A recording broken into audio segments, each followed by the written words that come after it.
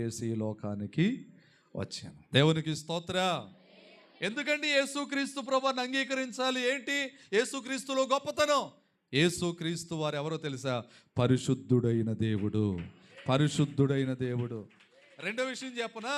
యేసుక్రీస్తు ప్రభువారు మన పాపముల నుండి విడిపించడానికి వచ్చాడు. ఆయన మత్తయి సువార్త మొదటి అధ్యాయం, మత్తయి సువార్త మొదటి అధ్యాయం చూడండి, 21వ వచనం.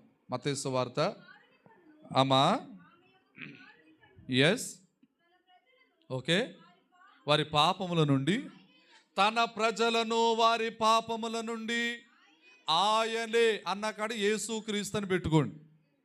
తన ప్రజలను వారి పాపములను యేసుక్రీస్తే రక్షించును గనుక ఆయనకు యేసు అని పేరు పెట్టుదురు. దేవునికి స్తోత్రం చెప్పండి.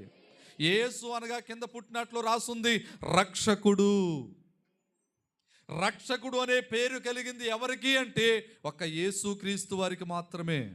యేసు అనగా రక్షకుడు, క్రీస్తు అనగా అభిషిక్తుడు. మనల్ని రక్షించి మనకి అభిషేకం చేసేవారు యేసుక్రీస్తు వారు.